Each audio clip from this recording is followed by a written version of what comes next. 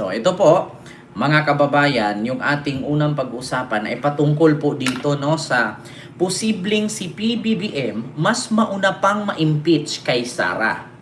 Nako mga kababayan, delikado po ito. Nakakahanap ng butas ang mga DDS. Nako po kay PBBM, mabigat po ito no. Kahit ako, at totoo lang, kinakabahan po ako na baka mas mauna nga si PBBM ma-impeach kaysa kay Sara. Bakit, mga kababayan? Ito po ang kadahilanan ng kanilang nasisilip kay PBBM na may rason silang ma-impeach. Una, itong korupsyon. Kasi mga kababayan, ang korupsyon ay nangyari sa administrasyon ni PBBM.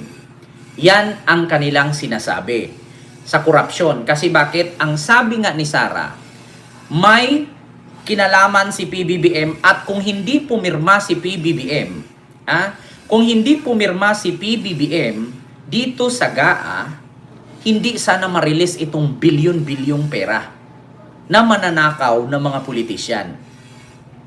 Yan ang rason. Sabi nga ni Sara, may accountability siya. Bakit? Kasi siya ang pumirma, kaya nanakaw yan. Yan ang sabi. Ngayon mga kababayan, para sa akin, gusto kong reaksyonan, kung ang dahilan nila para ma-impeach si PBBM dahil pumirma sa GAA at na-release ang pera, kung hindi yan ngayon pinirmahan ni PBBM, anong mangyari sa ating bansa at sa ekonomiya? Sige nga, kasi ang sabi ni Sara, may accountability si PBBM. Kasi si PBBM ang pumirma. Pero mga kababayan, policy po yan para pirmahan. Kasi kung hindi po pinirmahan ni PBBM yan, do you think may panggastos si Sara panglipad kung saan sa bansa? Do you think may pondo ang lahat ng ahensya sa gobyerno kung hindi siya pumirma? Back to zero. Walang trabaho ang gobyerno kung hindi niya pinirmahan ang GAA. Kasi ito po ang rason nila mga kababayan. Ito po ang kadahilanan. Sabi ni Sara. Ito. Wait lang ha, mga kababayan. Please, mag-iingat kayo Ang dami na namang gumagaya sa Rosoco Minoxidil. Ayan. Wait lang po ha, mga kababayan, kasi mahirap yung isang cellphone Ito. Ito po ang rason mga kababayan na ang sabi ni Sara, ito po, Sara Duterte pumirma si Marcos sa GAA. So may accountability daw. Ito po mga kababayan. Paglabag sa konstitusyon ang pagpayag ni Pangulong Bongbong Marcos sa budget insertions ayon kay Vice President Sara Duterte. Pero wala raw siyang balak maghain ng impeachment complaint laban sa Pangulo. Pero handa raw siyang palitan si Marcos kung kakailanganin. Nakatutok si Sara Ilomen Velasco ng GMA. Ayan na mga kababayan. Wala siyang balak mag-file ng impeachment laban kay PBBM. Pero handa siyang pumalit. So sa madaling salita mga kababayan, meron siyang uutusan na mag-file ng impeachment. 'Di ba? Wala siyang balak mag-file, pero meron siyang uutusan. Para kung sino man ang mag-utos na mag-file ng impeachment, siya ang uupo. Si Sara ang papalit. 'Di ba? Yan po ngayon mga kababayan ang hinahanap nilang butas kay PBBM. Kaya nga po mga kababayan, sinabi ni Chavit Singson na si PBBM ang mastermind. Bakit? Kasi nga kung hindi pinirmahan ni Marcos ang GAA, walang mananakaw na pera. Ngayon kung hindi naman pinirmahan ni PBBM, di anong mangyari?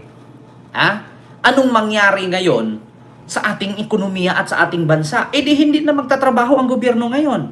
No? Magsi-ceasefire ang gobyerno. Kung ganon.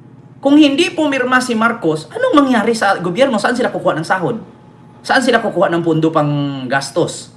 'Di ba? Saan sila kukuha diyan ng pangsahod sa mga empleyado at sa mga government employee?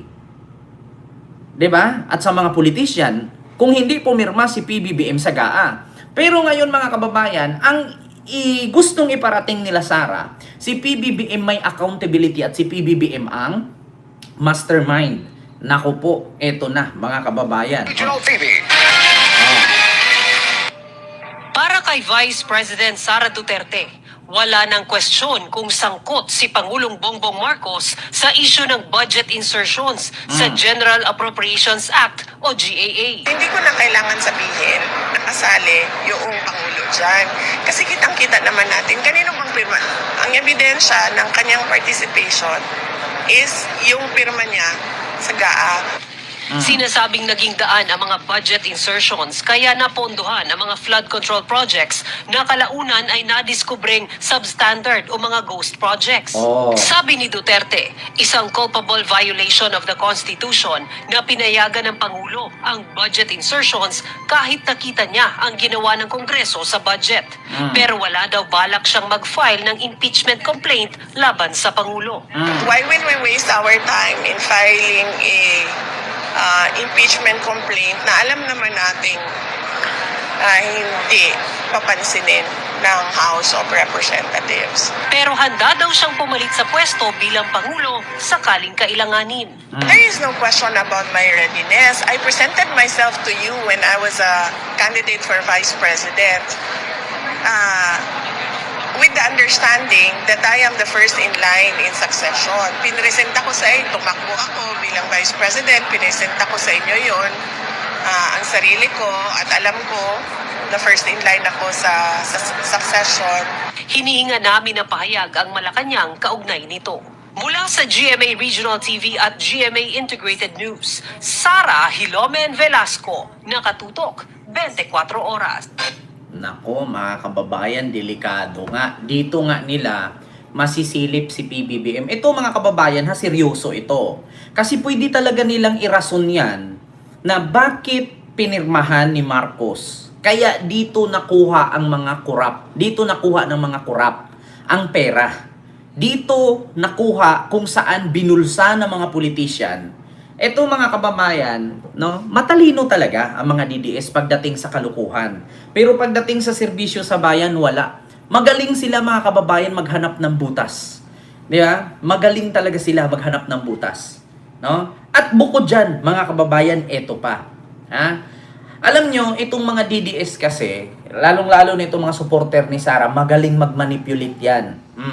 Ngayon, ipapakalat nila yan buong Pilipinas na si Marcos ang mastermind at si Marcos ang may pakana. Kasi kung hindi pinirmahan, hindi sana manakaw ng mga korap na politisyan. Yan ang laging itatak nila sa isipan ng mga nanonood sa kanila. Si Marcos ang mastermind, kaya si Marcos dapat ang ma-impeach. Kasi ibabaliktad nila yan Sasabihin, si Sara, nakita nyo bang pumirma si Sara? O bakit nyo siya i-impeach? Tapos irarason nila yan.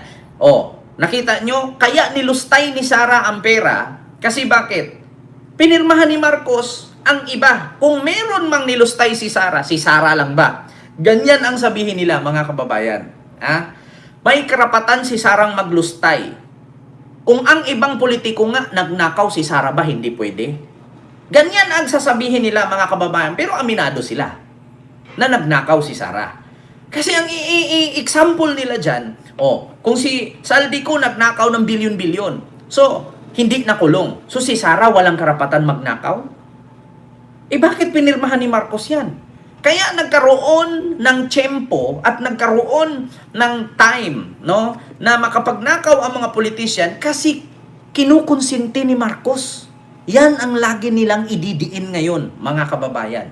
Yan ang lagi nilang ipamanipulate at iparinig sa mga bobo nilang supporter, no? Na si PBBM ang mastermind. Nako po, mga kababayan, mahirap ito. Ito pa ang pangalawa, dito kay Greco Bilgeca. Mga kababayan, isa pa ito sa sabi ni Greco Bilgeca na rason na mas mauna si PBBM ma-impeach kaysa kay Sara. Kasi bakit? Kung ang taong bayan lang din naman ang magdesisyon kung sino ang i-impeach, si PBBM ba o si Sara? Doon pa nga lang daw sa survey, nakita na daw ang resulta at kung ano ang gusto ng taong bayan.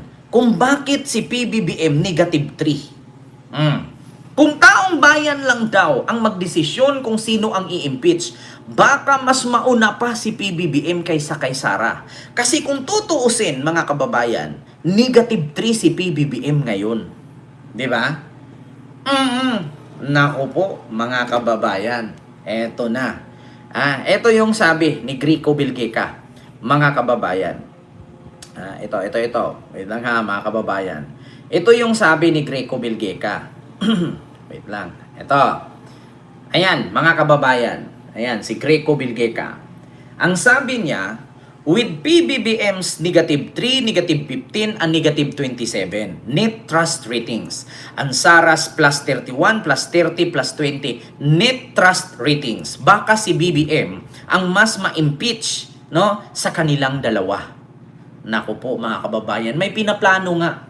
May pinaplano, mga kababayan, itong mga DDS. Hahanapan na nila at nahanapan na nila ng buta si PBBM. Kaya ang irarason dyan, kaya si Chavit nagnanawagan ng one-time, big-time rally at sinabi niya na si PBBM ang mastermind sa korupsyon kasi si PBBM ang pumirma sa GAA. Kaya mga kababayan, nagnakaw or nanakaw ang pera. Kung hindi daw pinirmahan ni Marcos, wala sanang manakaw. Kung ako naman mag-isip, kung hindi pinirmahan ni Marcos yan, anong sasahurin ng mga empleyado ng gobyerno? Sige nga, kung ang isisi nila, or ang sisihin nila si PBBM, pumirma sa GAA, kaya nagkaroon ng tsansa magnakaw ang mga politiko, kung hindi naman pinirmahan ni PBBM yan, anong sasahurin ni Sara? Anong gagastusin ni Sara panglipad kung saan-saan bansa? Anong sasahurin ni Pulong? Anong sasahurin ni Baste? 'Di ba? Kung saan-saang bansa silang pumupunta. Kung hindi pinirmahan ni PBBM ang GAA. Sige nga. Kasi ang sabi nila, mga kababayan, si PBBM ang may kasalanan kasi pumirma siya sa GAA. Kung hindi niya pinirmahan yan, walang perang marilis, walang perang manakaw. Anong sasahurin ng pulis at sundalo? Guro, teacher, empleyado ng gobyerno, mga senador, mga congressman, mayor, gobernador, chairman, kagawad, president, vice president, anong sasahurin nila kung hindi pumirma si Marcos? 'Di ba? Anong sasahurin nila? Yan ang problema. At ang idahilan pa nila ngayon, mga kababayan, hindi na daw kailangang tanungin sa mamamayang Pilipino o taong bayan kung sino ang mas gusto kasi nag-3 na daw si PBBM. Pero mga kababayan, ito po ang rason kung totoo bang -3. Nako. Ito, mga kababayan, wait lang. Ito. Asaan ba 'yon? -3 daw. No, sige nga. Try natin tignan natin kung paano. Kay Pangulong Tignan natin kung totoo bang survey yan. Kay Pangulong Bongbong Marcos, base po sa pinakahuling survey ng SWS, tumaas naman ang kay Vice President Sara Duterte. Pinabulaanan ng Okta Research ang kumakalat na post tungkol sa umanay survey nila ngayong buwan kung saan mas mataas daw ang trust at performance ratings ni VP Sara Duterte kaysa kay Pangulong Bongbong Marcos. Ayon sa Okta, wala silang ganyang survey kahit tignan pa sa kanilang website at official Facebook. Ang huling survey ng Okta tungkol sa satisfaction at trust ratings ng mga government officials ay noon pang Nobyembre. Lumabas dito, 64% ang satisfaction habang 65% ang trust rating. Ni Pangulong Marcos, mas mataas yan kumpara naman sa 48 at 49% na nakuha ni VP Sara. Kay Pangulong Bongbong Marcos. Ayan, kita ninyo? Pinapakalat ninyo -3 si PBBM. Samantalang ang Okta Research at Pulse Asia, wala silang ganyang survey. Diba? Kita ninyo? Kaya sa mga DDS na naniniwala agad, mag-research kayo. Kasi binabalita na fake news daw yan. Walang ganon na research or ratings or survey na naganap. Kasi mas mataas po ang ratings ni PBBM noong November at December na umabot po ng 64% compare sa 49% ni Sara. Biruin nyo, 64-49, ipakalayo, di ba? Tapos ngayon ilalagay ninyo, -3 si PBBM at pinatunayan ng mga surveyor na walang ganong survey. Di ba? Kita ninyo? Tapos ipapakalat ninyo at linlangin ninyo ang mga Pilipinong DDS na bobo. Sa bagay, kapag bobo nga naman, mabilis talagang malinlang. Oh. Kaya ngayon mga kababayan, yan yung mga rason nila. Kaya nga, nandito tayo para ituwid ang mga baluktot nilang mga balita eh. Kasi bakit? Tignan nyo, magpapakalat kayo na negative 3 si PBBM. Samantalang sinasabi ng mga ng mga surveyor, walang ganun. At never silang nag-survey ng December to January. Kasi November, December, 64%. Di ba? Ang kanilang survey. Diyos ko naman. Kaya mga kababayan, yun po yun na mas mauna pa si PBBM ma-impeach kaysa kay Sara. Dahil daw dyan sa pagpirma-pirma. O, bahala sila. Ngayon mga kababayan, peke naman yung survey ninyo.